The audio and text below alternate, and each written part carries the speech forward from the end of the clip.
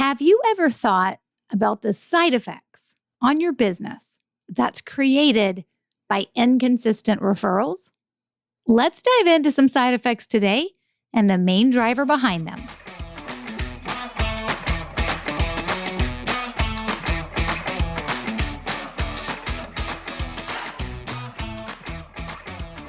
Hey there, and welcome to episode 268 of the Roadmap to Referrals podcast, a show about helping you build a referable business. I'm your host, Stacey Brown Randall. My journey from a business failure to a successful business now 10 years in. I know generating referrals naturally and consistently has made all the difference. Working with clients around the world, we leverage the science of referrals, protect relationships above all else, and help you build a referable business. In this episode, I want to talk about the side effects your business may experience if your referrals are inconsistent. Okay, let me just start by saying something I say pretty often. So for my longtime listeners, hang with me. Here's something I need you to understand about referrals before we dive into a conversation about whether or not they're consistent and inconsistent and why that happens and side effects and what's the driver behind them. And that is this. I believe, and you should believe, that if you do great work, you do deserve referrals, but you are never owed them. So while you may deserve referrals, you aren't owed them, which means you're going to have to be willing to do some work to actually receive them. But what that work is matters, because there are so many different ways that you can go about trying to generate referrals, and you can do it in some icky, terrible ways like asking for them or trying to pay for them, or you can learn how to generate them naturally without manipulating, without incentivizing, without even asking, and definitely without wasting a ton of time. But hear me say this, there's still work involved. If you want something, typically you're going to have to work for it. So this is no different. So I want to dive into a couple of side effects of what it looks like inside businesses that I see that have inconsistent referrals. And I'm going to be talking about mine as well. Don't worry. But I want us to look at the side effects of what it means inside your business when you have inconsistent referrals. But I actually want to start with the end in mind and talk about the ultimate driver behind those side effects. So what is the ultimate driver when somebody has inconsistent referrals in their business? You may guessed it, maybe not, but here's the ultimate driver: fear. As a business owner, you are absolutely 1000% going to experience fear. Sometimes a lot of it, sometimes maybe not as much of it, but you are going to experience fear from time to time. There's just things you're not going to know you have to deal with until you have to deal with them the first time, right? We all know that. And then it doesn't matter if you've been in business 1 day or 10 days, there's always going to be something new you're learning about growing and managing and running your business. And as your business grows, your fears will shift and they will change, but yet there will still be fear. So this is not like, oh, if you have fear, there's something wrong with your business. No, that's actually quite normal, right? So some of this is normal, the fear that you have, because you may be experiencing a situation for the first time or found yourself in a situation where you're not quite sure what to do. But when I talk about inconsistent referrals, what I'm really talking about within a business is inconsistent client generation. And when that happens, well, fear always takes hold, because when you don't have enough clients coming in the door, all kinds of fear can take root. You can shut down. You can make drastic decisions that are not really right for your business and will waste a ton of money you probably don't have. And more than likely, you'll probably take your eye off the ball of building long-term sustainable processes in your business and try to go for that quick hit. So as we talk about the things I see people do in their business, which could be changed if they actually had consistent referrals coming in, just remember a lot of this is driven by fear. It's the fear of something not working and trying to figure something else out. Now, here's the thing. You may be growing your business without referrals at all, and it may be growing perfectly fine because you have got some other strategy locked and loaded, some other business development or sales strategy locked and loaded in your business. That is awesome. That is not most people. And if you're listening to this podcast, you're here because you want one of the strategies of how you grow your business to be referrals. Now, I have said before, and I will always say, you should never only have one way to bring in clients. You should always have diversification in that. Do you need 15 different ways that you're paying to bring in clients or you're focused on to bring in clients? No, but it's usually smart to have more than just one or two. For my purposes, when I talk about inconsistent referrals and the side effects that has in your business, I'm talking about the idea that referrals isn't the biggest piece of your pie or a large piece of your pie in terms of how you bring in clients. So when we make decisions from a place of fear, what we're talking about overall is those inconsistent referrals really is that inconsistent client generation. And when we don't have clients coming in, which means we don't have cash coming in the door, it can strike fear and we can make some crazy decisions that we think will work, but we know usually in the back of our minds and deep down in our guts, they probably won't. So what's one side effect that I see with people who are truly having inconsistent referrals in their business? Side effect number one, spraying and praying. Now, I'm all for praying and do regularly for my family, my business, and even my clients. But when I say spray and pray, in this context, it's not a good thing. When we have inconsistent referrals, we will jump into decisions. And one that I see business owners make is where they spend their time and money to make something happen. So they'll get really busy in a short amount of time, and they will do everything they can think of to try to bring in clients. I get it. We've all been there. Right? Whether you're starting your business, you experienced COVID during your business, you're going through this economic recession or downturn or whatever they're calling it right now, or it's just something going on in your industry. The reality of it is you will see ebbs and flows to your business and to how clients come in the door. But when clients aren't walking in the door, and in this case, when they're not walking in the door through referrals, typically there's a fear that sets in. And that means we're going to start doing things that may or may not actually work for us.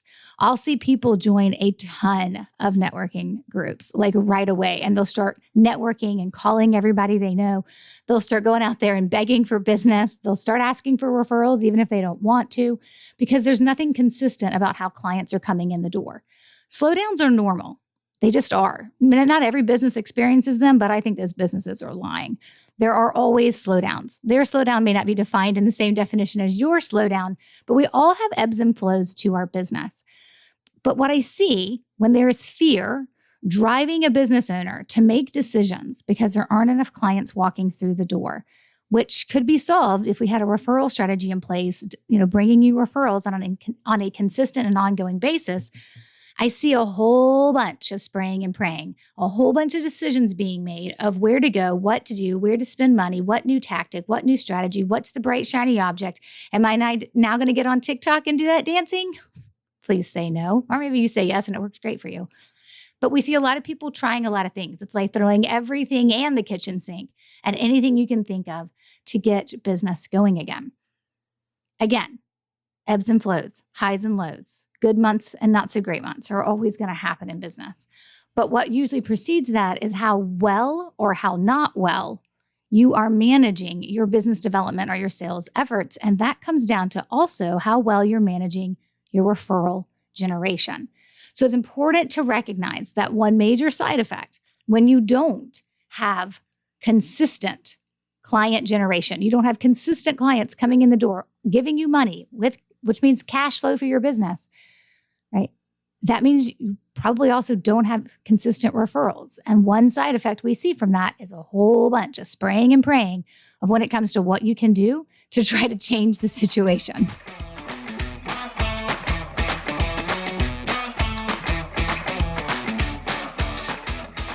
Hey, pardon the interruption. Did you join us for our summer school? In July, I taught 3 classes on what you need to know about referrals. If you missed them, you can still dive into the classes where I unpacked the definitions you need to know, but folks often confuse. The science of referrals, the ecosystem of referrals within your business, and I guide you through an activity to uncover your referral gaps plus your low-hanging fruit and show you how to create a game plan to move forward with for the back half of 2023. Go to stacybrownrandall.com/summer school to put your name on the wait list to access these classes. As soon as we finish breaking the classes down into bite-sized learnings, think, mini lessons, you'll be able to access them. The waitlist link again is stacybrownrandall.com/summer school. Now back to the episode.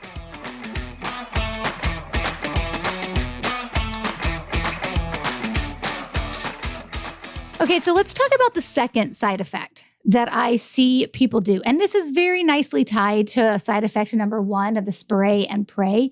And that side effect number 2 is they fall victim to tactics that aren't right. I saw someone that I follow on LinkedIn post. It was like a funny post where he had all these screenshots of people who were targeting financial advisors. And they were targeting financial advisors with their marketing, which is our call setters will set appointments for you or you don't pay. And his joke was about how they all are trying to be different, but yet they use all these little snippets of these ads that he had in this picture showed them all using the same language. Like they think they're different when they're trying to approach you with this latest and greatest strategy. They think they're different, but actually, in fact, they're all doing the same thing and saying the same thing. And they all look the same too. It was a really funny post, but it got me thinking about all the different things that are out there where you can spend your money to grow your business. You cannot turn on a social media feed or read an article, or in some cases, open your email inbox in the mornings and not be pitched. I know. I get pitched all day long, and I have a business, so I'm pitching as well. I get it.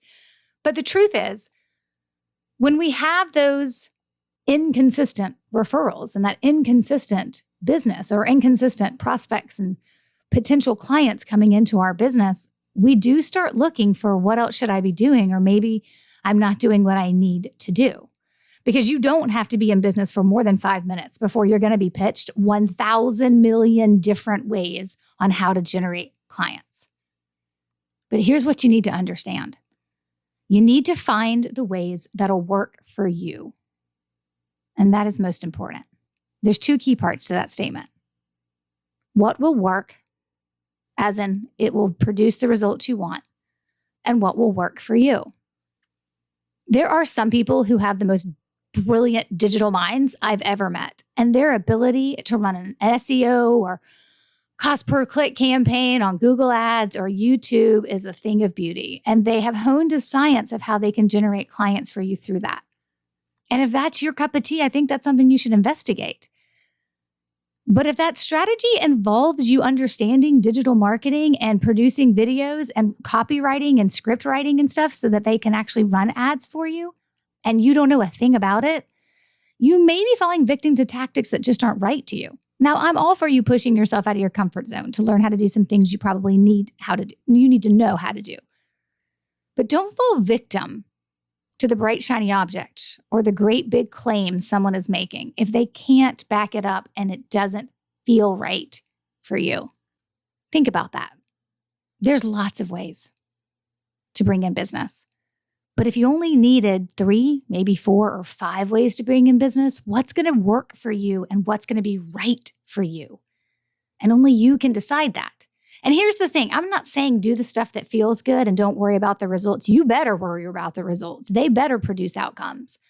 My clients inside my coaching program, they know we are tracking what's happening in their business and how many referrals they're receiving and what and who they're closing every single quarter. They know it, right? Come April, come July. They know that's what I'm talking about. Hey, how'd the last quarter go? Let's look at this. We're tracking this stuff. We understand this stuff. Because it not only needs to work, but it also needs to work for you.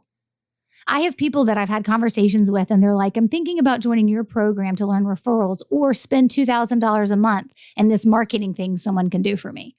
And my response is always, well, which one's right for you and which one will work? And how do you, right? And if it's not working for you, you can always make a different decision later. But we're going to get pitched. Don't let yourself fall victim because of the fear to pick up tactics that aren't right for you. Most of the time when we do that, we end up spending money we don't have and waste it because it doesn't give us our results. All right, our third side effect of inconsistent referrals. Well, then you are setting yourself up to experience collateral damage from the old school ways to generate referrals. You've heard me probably talk about these old school ways to generate referrals. I call them old school because they're the ways that have been taught for decades and decades and decades. And most of us, they don't work for because they don't feel right. They damage relationships and they ultimately don't work in the short term and definitely in the long term. Now, there will always be people out there that will tell you that you should just ask for what you want or ask for referrals.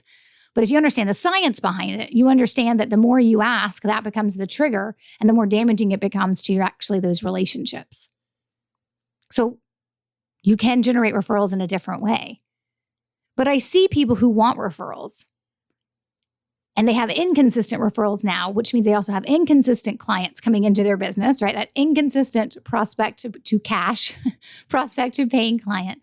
So you've got this inconsistency happening. There's also inconsistent referrals, and they'll have conversations about, well, I really just need to go ask. I just need the short-term fix. I need to go do what I need to do, send out that blast email to everybody I know that I'm open for referrals, or ask everyone I see over the next 30 days to give me referrals. And you're going to experience some collateral damage from jumping in that way because you're going to damage your relationships. And it's not actually probably going to work. And usually when people say, I did ask a bunch of people and I did get some referrals, my next question is always, awesome, how many did you close? And their response is usually, well, none of them were actually real client potential. And I'm like, I know, because that's what happens when you ask for referrals. People just give you what you want in some ways to make you go away, but that doesn't mean it's actually quality. That doesn't mean you won't get a quality one from here or there, but I want more than that for you.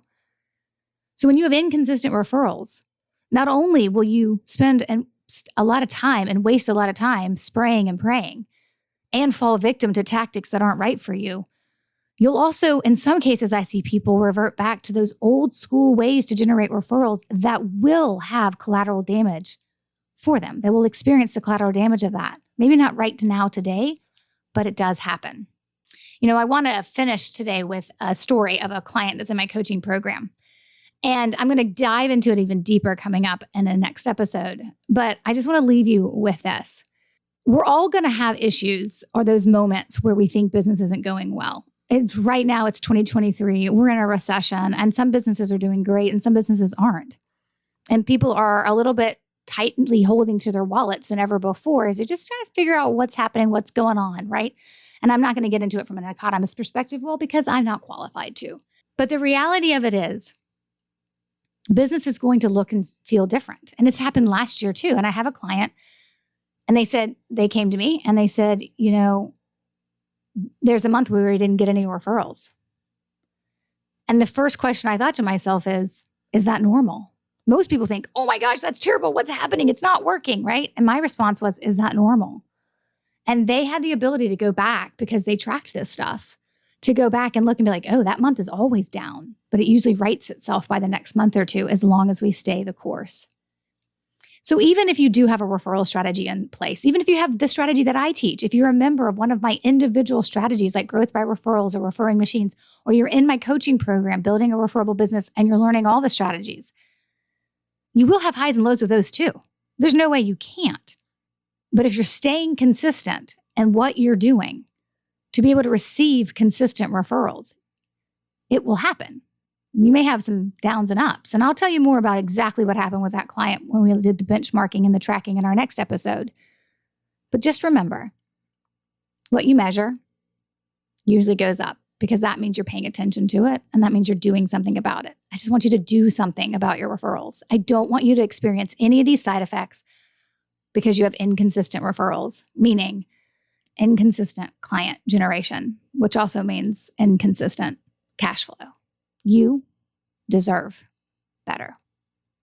You can get to the show notes for this episode 268, on the show notes link at stacybrownrandall.com/268. You can find the link to join the waitlist for summer school and to apply for our coaching program, Building a Referable Business. Next week is episode 269, and we're going to make tracking sexy again. Yep, you heard it. Until then, you know what to do, my friend. Take control of your referrals and build a referable business. Bye for now.